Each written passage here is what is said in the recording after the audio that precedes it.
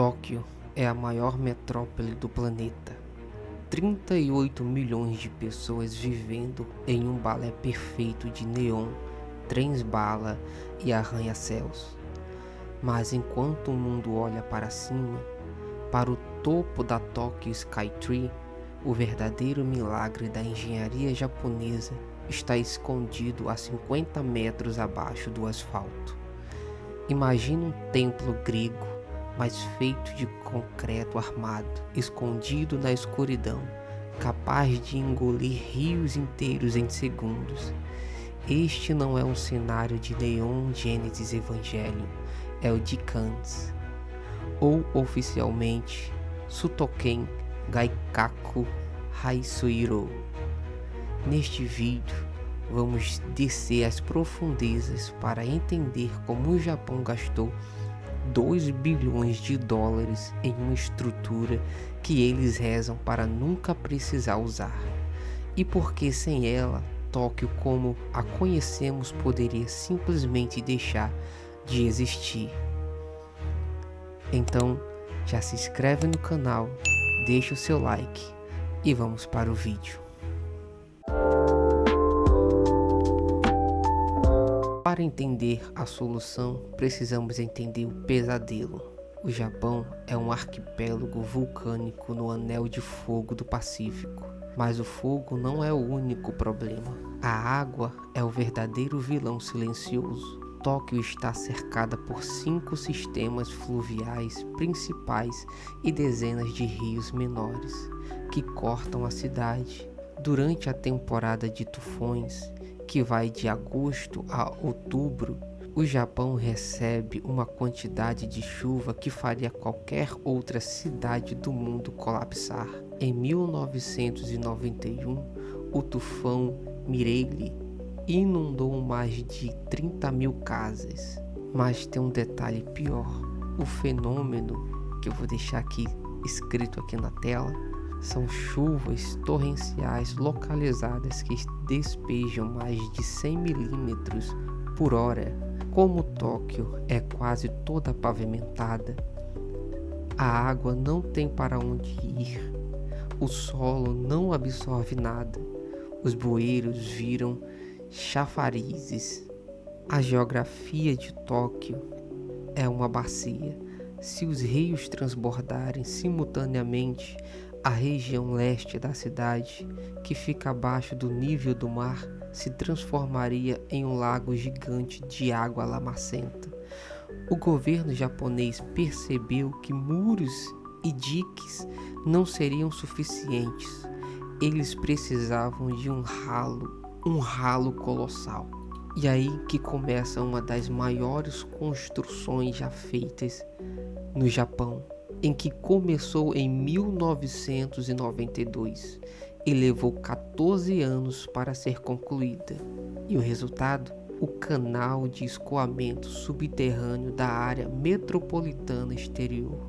A engenharia aqui é pura ficção científica. O sistema consiste em 5 silos gigantescos de contenção. Cada silo tem 65 metros de profundidade e 32 metros de largura. Para você ter uma ideia da escala, cabe uma estátua da liberdade inteira dentro de cada um desses cilindros. Esses silos são conectados por um túnel subterrâneo de 6,3 km de extensão. Quando os rios atingem um nível crítico, a água transborda para dentro desses silos, mas o coração do projeto é o que chamam de a catedral. É uma câmara de pressão surreal, 177 metros de comprimento e 25 metros de altura. Ela serve para reduzir a velocidade e a pressão da água antes de ser bombeada para fora. Ela é sustentada por 59 colunas gigantescas. Cada coluna pesa 500 toneladas. E aqui está o detalhe que ninguém te conta. Essas colunas não estão lá só para segurar o teto. Elas são tão pesadas porque precisam ancorar a câmara no chão. Se elas fossem leves, a pressão da água do solo ao redor faria a câmara inteira flutuar e rachar, como um navio de concreto tentando emergir da terra. Quando a catedral está cheia, o Japão usa sua arma secreta: 4 turbinas movidas por motores de avião Boeing 747 modificados. Essas turbinas têm a potência combinada de 14.000 cavalos e conseguem bombear 200 toneladas de água por segundo para o rio Edo, que é largo o suficiente para aguentar o tranco e levar tudo para o oceano. Essa catedral é apenas um exemplo da mentalidade japonesa, que se chama Yosoku. Previsão. No Japão, a infraestrutura é projetada para o pior cenário possível, não para o cenário provável. Veja o exemplo dos trens-bala, o Shinkansen. Eles viajam a 320 km por hora. Se um terremoto de magnitude 9.0 atingir a linha, o desastre seria histórico. Por isso, existe o sistema UR-EDAS.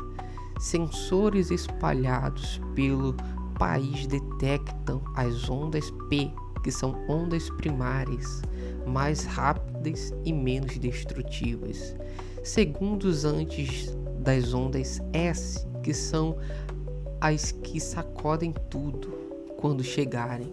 Em milissegundos, o sistema corta a energia dos trens, aciona os freios de emergência automaticamente.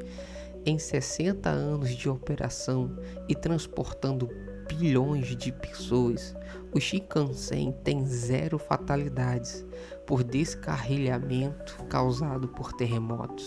Essa mesma disciplina se aplica ao Jikans. Fora da temporada de chuvas, o local é aberto para visitação turística e usado como cenário de filmes e comerciais, monitorando radares meteorológicos e níveis de rios em telas gigantescas que parecem um centro de comando da NASA. Eles não esperam a inundação acontecer para agir. Eles controlam a natureza antes mesmo dela se manifestar.